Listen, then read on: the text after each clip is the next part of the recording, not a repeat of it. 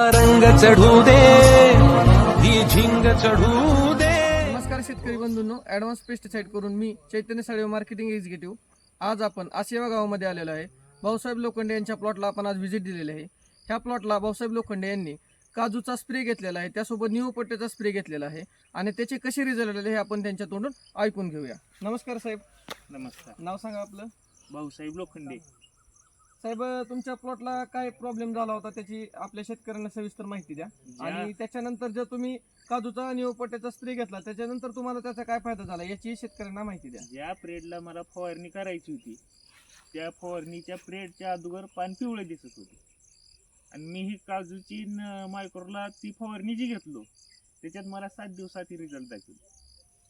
तर शेतकरी बंधूंनो, अशा प्रकारचा रिझल्ट त्यांना खूप कमी दिवसामध्ये झालेला आहे. तसेच आपले विक्रेते माननीय सावंत साहेब यांच्याकडून आपण काजूबद्दलची माहिती घेणार आहेत. त्यांनाही आपण 2 शब्द बोलू अशी विनंती करू.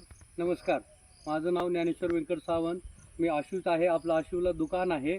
आपण काजू हा 2 वर्ष झालं विकत आहे. काजूचा ब्रँड म्हणजे काजू याला या प्लॉटला यांना सजेस्ट करण्यात आलं की हा प्लॉट पूर्ण ट्रेसमध्ये गेला होता. ज्यांना जेव्हा यांना काजू मारायला लावलं तो हा प्लॉट असा हिरवागार दिसत आहे आणि मी तर म्हणतो की प्रत्येकानं काजू वापरलाच पाहिजे, ऊसाला, सोयाबीनला.